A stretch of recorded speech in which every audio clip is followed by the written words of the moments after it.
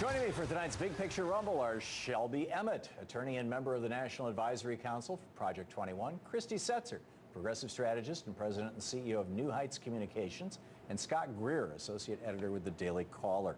Welcome to all of you. Thanks for joining us tonight as we get closer and closer to the holidays. And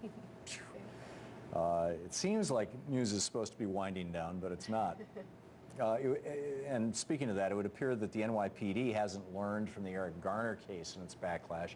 In a video uploaded to YouTube, New York Police Department officers can be seen holding a 12-year-old boy against a car while a plainclothes cop runs in and starts punching the child. Check this out.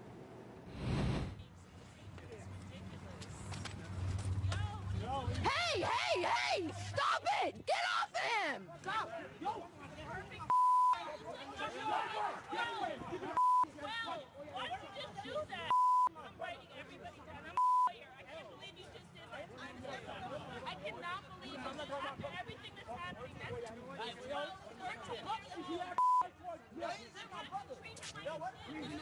Hey, God! Stop! The boy and one of his friends were approached by New York Police Department officers after the kids allegedly pushed a classmate. The classmate later said that these were not the boys who pushed him, but these boys were still arrested anyway. When is this going to stop? When are we going to start community policing? When are we going to put cops back on the beat? When are we going to start paying cops well enough that we're getting a better caliber of people in and having higher standards that we hold them to, like the countries of Northern Europe do, where police officers make as much as doctors and cops never kill anybody? When are we going to wake up? Well, I mean, I think the biggest problem is that whenever you give any entity power, and police have power, that people are human and a lot of people are going to take advantage of having that power. I think the best way to rein the police in is to limit what they're able to do. I think we're over-regulated, we have too many laws, and police should be focused on major, serious crimes. I don't think we need police officers like in the Garner case going after taxes or anything else. They should stick to very limited goals, and we should also make sure that the laws that they're doing are limited. I mean, there's just too many laws. There's too many. So I don't think we need it. You want to regulate the police? Definitely. I mean, they have the power. They, particularly now in today's time, a young kid gets arrested, be it weed or anything else, it's a record. It's an electronic record that follows these kids for their entire lives, for eternity. My own brother has a record, and he still has a hard time getting a job, and one of those cops in those situations did something wrong, and people are punished for this. But I think that adding more regulations, putting more police and more people in charge of that's not going to solve the problem, because the problem is power and too much power, and individuals just have less freedom. Christy? Well, I think there's certain policy prescriptions that we can look at. I mean, obviously one that has bipartisan support is the idea of body cameras, and there's certain studies, of course, that show that when cops are wearing body cameras, or when they're aware, at least if there's video cameras around, then that does actually rein in behavior. They tend to be on their best behavior when that's happening. But I also think that there's just a piece of this that is institutional and internalized bias and racism. I mean, it's the the part of you that, or the part of them anyway, that looks at a 12-year-old holding a toy gun and thinks it's a real gun. And I don't really know what the policy prescription is for that. I don't really think there is one. I think more importantly, who sees a black 12-year-old and thinks it's an adult, thinks that child is an adult. Exactly, right. And that's, I mean, that's training and selecting people and having people who reflect the racial makeup of the community, in my opinion. I don't know. Well, Scott, I think the reason we gave cops this power to begin with is due to the crime epidemic of the 80s and 90s. What we see a lot of these bad cases. This is obviously an outrageous case, and that cop should be punished. But the reason why we have these measures, which this isn't really one of them, but the reason why we have the tough policing and why we gave more power to these cops is due to the crime epidemic of the 80s and 90s. That crime epidemic did not exist, Scott. That was the drug. That was Nixon's drug war.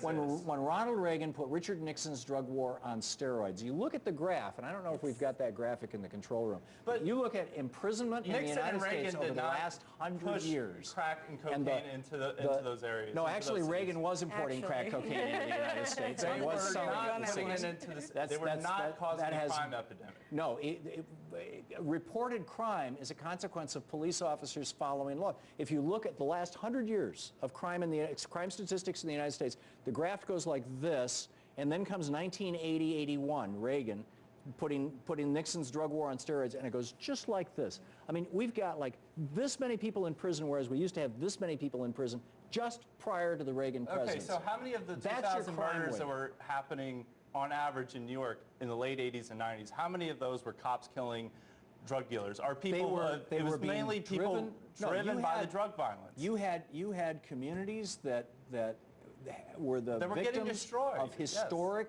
oppression, by and large racist oppression, and in they were those also being communities. destroyed by let me by just finish. the Let me drug finish this epidemic. statement. In those communities, you've got people who are just as smart as anybody else in the world, and they understand how to do business, and they went into business. These were entrepreneurs. The problem was they had been locked out by the banks from redlining. They had been locked out by the banks from any business loans. They had not 2 pennies to put together.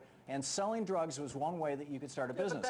And they had been doing that in the 60s without going to prison for life and without having cops come in with high-power weapons and shooting them. But when Reagan came along, it all turned into something very, very different. Pardon my interrupting everybody. Oh, no, I think you both make a good point. I'm actually from an inner city. I'm from Detroit. And I take one disagreement in the fact that just because someone grows up in a bad environment, their only escape is not just drugs. That's actually quite insulting. I could have went to drugs. I could have sold drugs. I didn't do that. And thousands of people in those situations don't do that.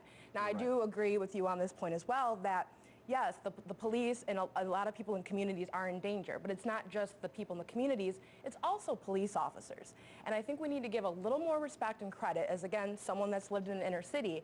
There's a lot of neighbors or people that you can't go to, you can't ask for help, because those people will be quick to shoot you. It's black people are killing black people. It's not, yes, we have cops that are hurting us, but the majority of violence, the majority of people that are hurting each other are whites are hurting whites, blacks are hurting blacks, and cops are hurting other people. That's just a But it's not, I don't think it's much more of a racial component as it is so much as a power movement. Well, and that's law enforcement doesn't work. And that's a consequence of proximity. Exactly. I mean, you know, this is not about race; it's about proximity.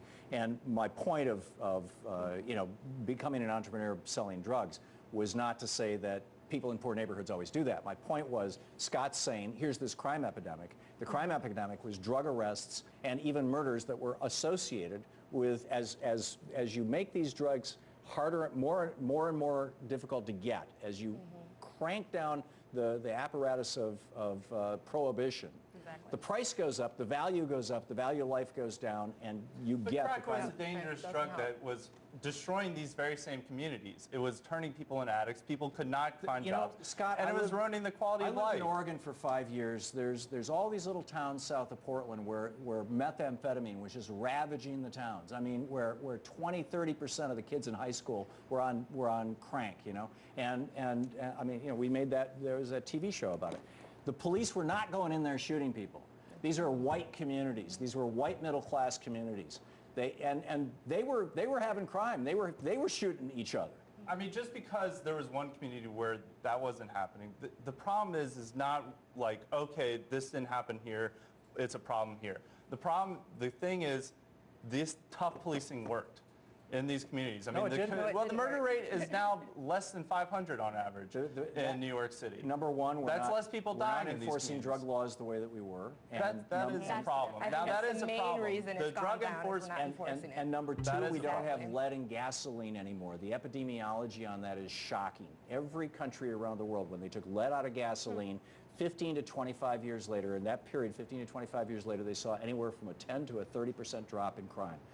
Kids who are exposed to lead fumes when they're children are, you know, grow up to be more violent. And you can easily graph this. I mean, there have been several books written about this because dozens of countries took lead out of gasoline at different times. And you see the exact same crime statistic changes in the truly violent, like murders. In the truly violent crimes, you see that. This has nothing to do with... Whatever the larger causes of it, the tough policing worked on the day-to-day level. And we can all I don't agree think murder so. is a problem. Murder is a problem. The drug enforcement is a separate issue, but murder is a problem, Okay, and we're they against lowered murder. murder. Yes, they did lower We're the all murder against rate. murder. Well, I'm glad we're good. We're all good on that issue, but they did lower the murder rate thanks to a large part due to this tough policing. Yeah, okay. Keystone. I think we've all had our say on this, right?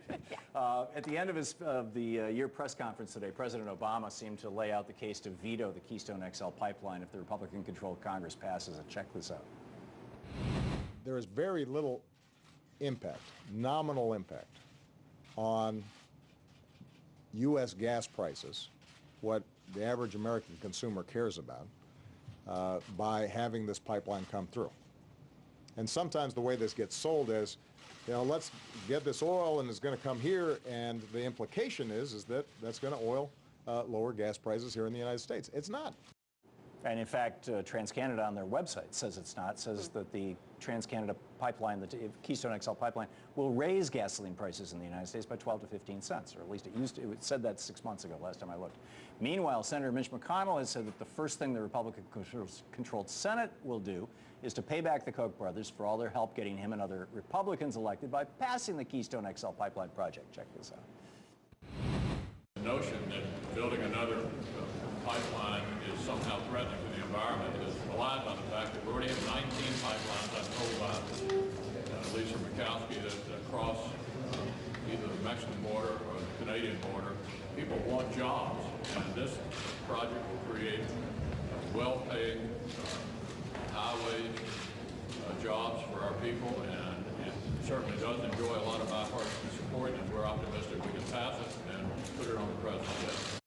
Notice he doesn't say how many jobs. Apparently it'll create as many jobs as one McDonald's franchise. Right. Why are Republicans lying to the American people about this? I think a just as good question is, why are they making their anti-environmental agenda the biggest thing that it seems like they want to do? Right after the election, Mitch McConnell said that his first priority was to rein in the EPA. He seemed to be talking at the time about the Clean Power Plan to cut pollution from existing power plants.